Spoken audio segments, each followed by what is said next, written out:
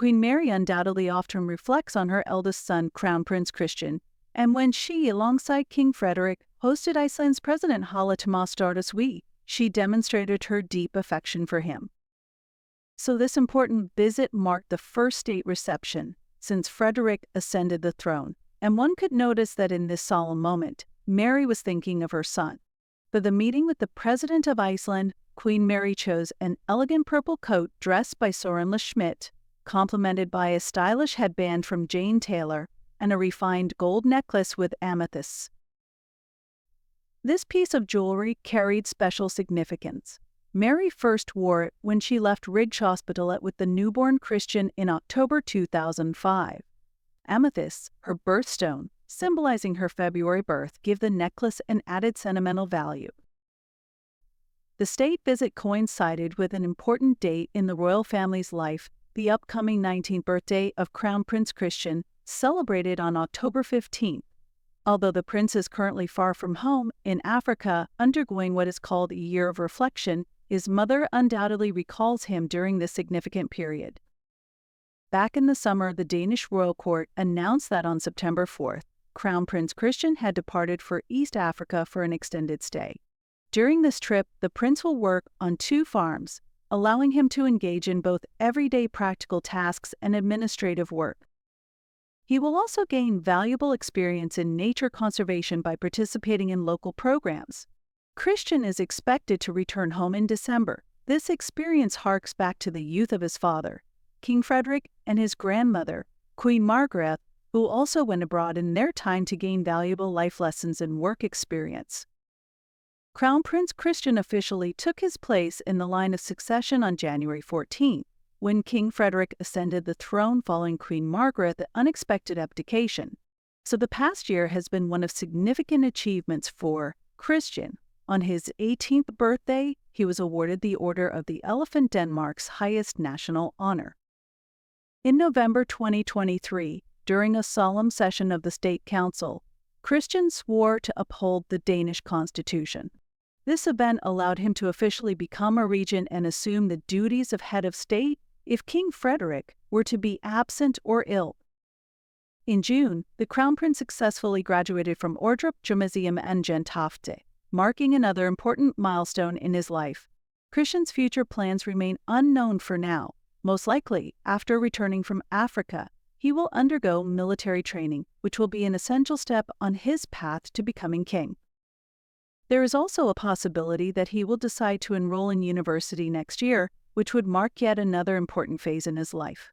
Meanwhile, King Frederik and Queen Mary had a busy week following the state visit, which included a dazzling gala dinner at Christiansborg Palace, where Mary shone in a dark blue gown and a tiara with pear-shaped pearls. The couple also attended a dinner celebrating the 25th anniversary of the American Chamber of Commerce in Denmark on Thursday, and then marked the 750th anniversary of the city of Holstebro on Friday. The city's mayor has now revealed what advice the monarch gave him behind the scenes. When King Frederik and Queen Mary stepped out of the car last Friday, October 11th, to greet the residents of Holstebro, the autumn rain began pouring on the royal couple. Nonetheless, they did not let it dampen their spirits. Mary's vibrant outfit alone brought joy to everyone. Her husband was also in great spirits, joking and making faces. And this wasn't just for the cameras, as explained by Holstebro's mayor in an interview with the local TV channel.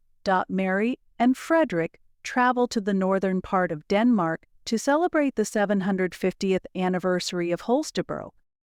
After a 3.5-hour journey, the monarch and his wife were greeted by Mayor Osterby, who accompanied the royal couple throughout the day.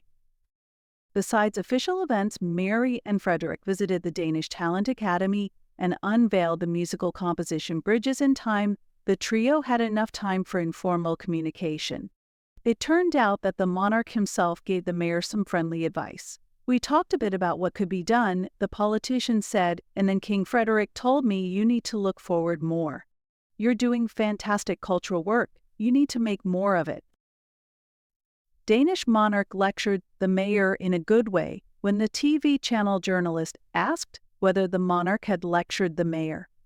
Osterby smiled and replied, "Yes, yes, ye does that in a good way." During his visit to Holstebro, King Frederik was clearly in a playful mood. Osterby also recalled that the monarch mentioned his upcoming meeting with Lars Krarup, a fellow politician and longtime mayor of the city of Herning. "After the autumn holidays, I have a coffee meeting planned with Lars Krarup, and the king told me, nudge him a bit and tell him that Holstebro can do a lot." Clearly, Frederik wants his good advice to spread further, of course, with a light smile. During the meeting with the town's residents, King Frederik was in his usual friendly mood.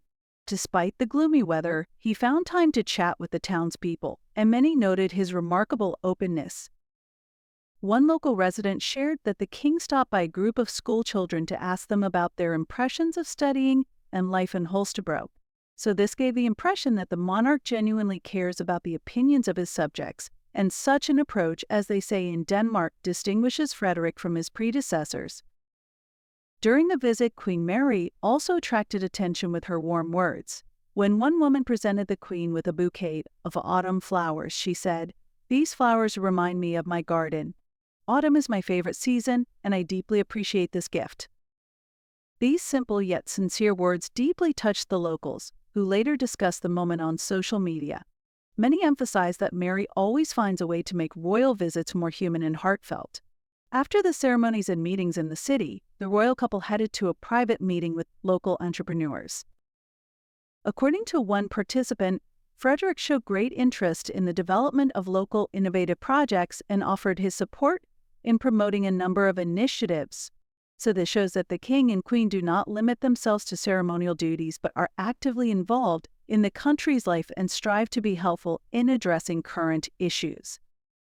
Additionally, the possibility of further collaboration between local businesses and international companies was discussed, and many expressed hope that the monarch's visit would help strengthen these ties. In particular, there was talk of prospects for developing the tourism industry, and Mayor Osterby noted that the royal family's visit had already attracted the attention of the media and potential investors. King Frederik and Queen Mary continued to demonstrate that their approach to governing the country is based on supporting local communities and strengthening cultural connections. The visit to Holstebro was yet another testament to their commitment to staying close to their subjects and participating in their everyday lives.